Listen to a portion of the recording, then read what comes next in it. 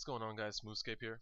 Now, I recently made a trip to the new Bandos God Wars, and just wanted to kind of test everything out. And what I was wearing on the way over there was dual rapiers. Now, a couple things I noticed, and there was a lot of really dramatic changes, is that the kill count takes so much longer than before.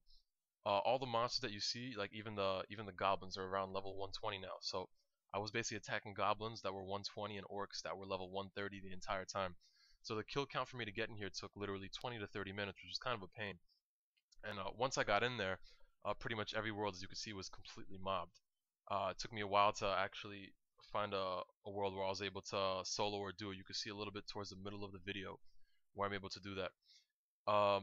One thing that I really did not like, and it confused me as to the logic behind it, is that Grador is now level 170, as opposed to I think he was mid 500s or low 600s before. Not really sure what the reasoning for that is. It seems like they put a lot of the higher tier monsters at level 170 now. I think Jad is also at level 170. I'm not 100%. But then you have Grador's minions. You have like Sergeant Grimspike is level 142, and the difference between Grador and his minions is pretty dramatic. I don't understand why there would only be a level 28 difference between them. But anyway, as you can see throughout the video, the Chaotic Rapiers absolutely tear through everything over here. For the most part, did not have any real trouble surviving through any of this. I mean, I brought a inventory of 2 overloads, two prayer restores, a bunch of rock tails. I actually forgot to bring super restores, and then I had somebody give me 3 at some point in here, as you can see later on. But for the most part, it was not a challenge at all to survive in here. I pretty much just used my unicorn. I had 2 pouches with me, and just healed with them pretty much perpetually, and I was able to survive for a really long time. I may have miscounted, but I think I got 25 kills here. Most of them I had to do with a whole group of people, seeing as it was pretty much impossible to find a world anywhere. And I had like 2 or 3 solos throughout the whole thing. Even those 2 or 3 souls, I didn't really have to eat much food or anything like that. So I mean, the boss got kind of easy. There's still a lot of work as far as how much needs to be done with rebalancing.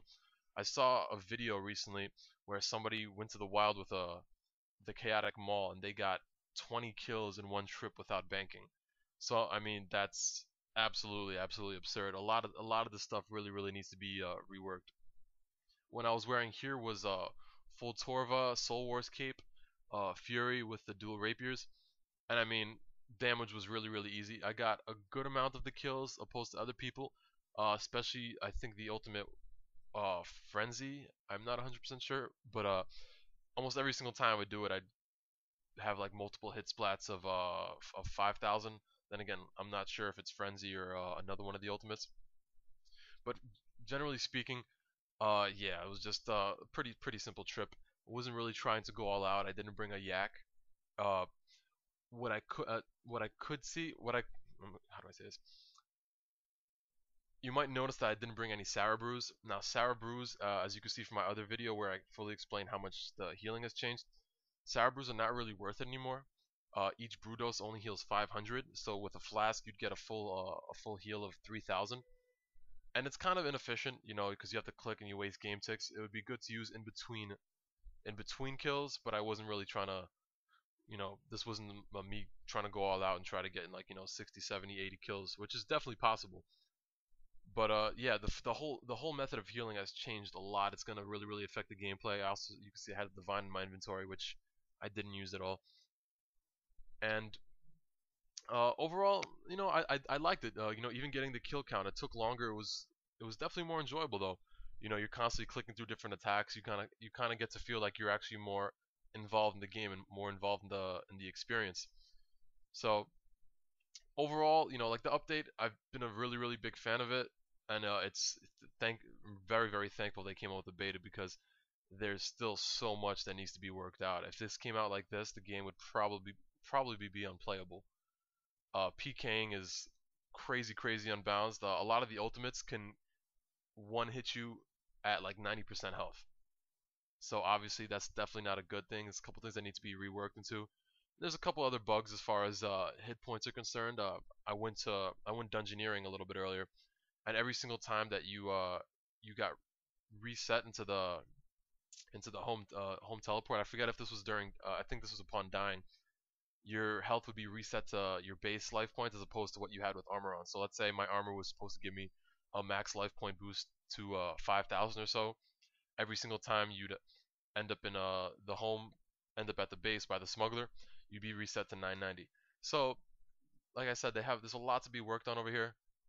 Uh, Overall, I'm really really satisfied with a lot of the stuff that happened. One thing in particular that kind of bothers me is that with dual wielded weapons, you have some of these flurry attacks where you're literally slashing at the opponent like 10, 12 times, and if you read the description, it says you will attack the opponent, every 2 seconds for 10 seconds. So you will actually hit them like five. I think they'll get like 5 damage splats, but you'll actually swing at them like 12 times or something to that effect. And it's kind of really really annoying because I feel like the old RuneScape, you could really, it was the damage splats were equal to what you do. Like when you see somebody do like a dragon dagger spec, they'd slash across twice, and you'd get 2 damage splats. When somebody used the dragon claw spec, you'd see 4 slashes and you'd get 4 damage splats. So that's another thing I think they should probably work on as far making the graphics really apply to what's actually occurring in the game. But overall, over here you can see it's pretty much it's a very different vibe, a very different feeling as in gameplay. But I like it a lot. So if you guys get a chance, leave a comment below. Tell me what you guys think about all the new changes. You can see I died here at the end. Wasn't didn't survive too long. But anyway, guys, thanks for watching. Don't forget to like and subscribe, and I'll see you soon.